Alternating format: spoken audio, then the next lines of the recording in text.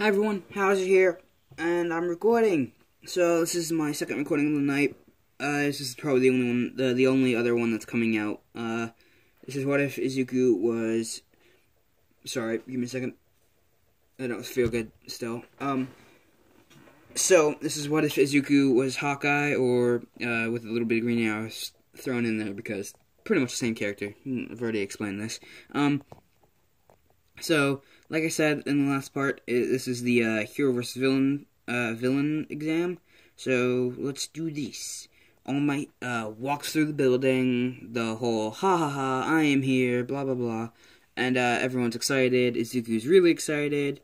You know, Izuku's met All For One, or not All Might, but, you know, like, he's not as close as he is in anime. He's seen him in person, you know, and he's talked to him a little bit.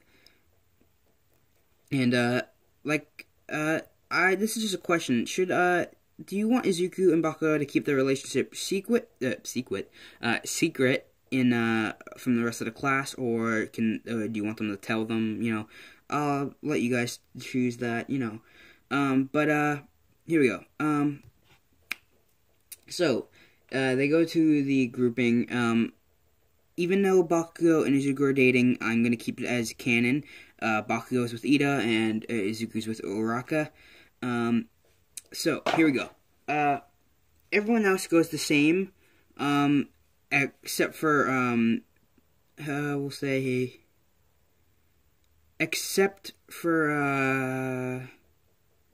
Momo. She stays out because the person she was supposed to be partnered up with got expelled and all that. So everyone stays the same except for Momo's team. So there's like 3 people who sit out of the grouping. So the people Momo is against, and the people and Momo herself. So everything goes the same with Todoroki and all that. He does show off his impressive quirk and all that. Enough with that. Right to the hero versus villain thing. Izuku's talking to Ochako about their strategy, and he wants to grapple up the side of the building and go from the top to the bottom, as it's more likely for them to keep it up high than it is for them to keep it lower to the ground. She agrees, but the thing he wants her to do is he's gonna shoot a grapple up to the top, and she's gonna climb up the rope. He's not gonna go with her. He's gonna go from the bottom, and that way they work from the bottom to the top at the same time, and then they eventually will find it faster, you know. And Bakugo wants to go out there and find Izuku and fight, you know, because he's still hot-headed. He's not as hot-headed. It's not like driven out of, oh, I'm better. It is a little bit, but you know, it's more of he wants to see what his friend can do and all that. Plus, he thinks if they wait for them to come there, it won't be as fun, you know. And Ida is like, whatever, go do what you want, and Bakugo goes off. Izuku's walking through the halls, and we'll say this building has 15 floors, and Izuku's on the 5th floor. Ochako's just got to the 10th floor, so they're both like 5 floors away from each other. And the building's on like the 8th floor, so Izuku's walking when Bakugo turns the corner and sees him and charges at him, and Izuku jumps, flipping over Bakugo, kicking him in the back, while doing the flip. Bakugo falls, stands up, turns around, and Izuku looks at him and goes, are you not going to use your quirk? And he goes, well, I don't want to hurt my boyfriend and all that. And he goes, haha, very funny. And Izuku goes, but I don't have that fear about hurting you. Pulls out an arrow, shooting it at Bakugo, and it's an explosion arrow, and it hits Bakugo, and he goes flying into a wall. He stands up and he goes, very well, if you're not going to hold back, neither am I. And he let loose his explosion. And Izuku realizes that Bakugo isn't using his gauntlets. So Bakugo doesn't. So the gauntlets have more power than his normal explosions do, but less power than they do in canon. So it's like in between where they are in canon. And he doesn't want to use them on Izuku, fearing that Izuku's body won't be able to handle the explosion. Like, Bakugo's muscles and bone structure is a lot more dense, able to withstand the pressure of his explosions instead of blowing his hands clean off. So, yeah. But Izuku's isn't, so he doesn't want to accidentally kill Izuku. So Izuku realizes that if he tires him out, he'll have to use his gauntlets. But if he takes out the gauntlets and then tires him out, he'll have no other use. And Izuku helped design the gauntlets, I believe. I believe I've done that. Yes, Izuku did help. So Izuku takes out one of his normal arrows, shooting it, and it goes right in the barrel of the gauntlet. And it goes in the barrel, and it pops out the other side, leaving a giant hole through one side of the gauntlet, and it starts dripping out his sweat.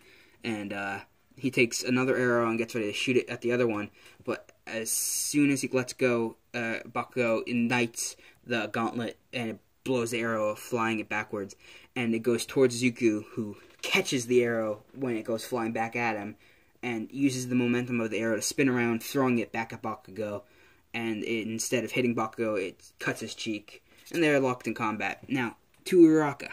She just found the bomb, and she's contacting Izuku, and does the whole giggles when Ida's doing the whole serious thing, and all that. And, she gives herself away. Now, Izuku realizes that the bomb is about, 4, maybe 3 floors above him, and he needs to get up there. So, what he does is he runs at Bakugo, which Bakugo is confused about this, because Izuku knows that his quirk is good for medium and close range, and Izuku's archery isn't. So Bakugo's hesitating to use his explosion. He doesn't want to hurt Izuku, and Izuku knows this. He uses that, and he uppercuts Bakugo in the chin with the bow, and Bakugo, literally in midair is falling backwards, and Izuku pulls the pin on the gauntlet while they're both falling, making a huge explosion through the top of the ceiling. It only goes through 2 floors, and it's, literally 2 feet away from Uraraka's feet, and she's kind of freaked out about this, because she didn't know why the floor caved in. And he shoots a grappling arrow, pulling himself up, and Bakugo starts exploding his way up, and now all 4 of them are in the same room, and, Izuku turns around, shooting an arrow while he's still going up, and, right when he shoots it, Bakugo tackles him into a pillar, and the arrow goes flying, and it hits Ida right in the shin, and it's an ice arrow, and it freezes his right leg, and so his right leg is frozen to the ground, and he can't move it, and Uraraka takes his chance to run for the bomb. Bakugo sees this, and he starts jumping towards her, when Izuku pulls out another arrow, which is just basically a grappling arrow, but he shoots it around Bakugo, so it wraps him up, pulling him to the ground, and Uraraka dives, and one hand hits the bomb, and Hero Team wins. Boom, boom. And after all that, the class is kind of impressed. They do the whole, what they do wrong, what they do right, and all that. And Momo says that, Izuku took a risk by blowing up the floor. He could have easily hurt his teammate, or, detonated the bomb.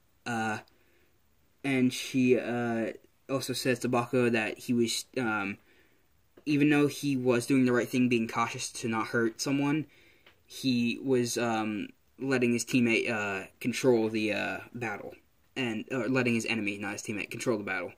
And Ida, what he did wrong was pretty much nothing. She does the whole thing where Ida's he cleared the room for his enemy, and he was ready for her at all times to move the bomb away, and he knew her quirk. He prepared the room. The only reason he failed was because Izuku's strategy, right when he got out of the ground to shoot him, worked.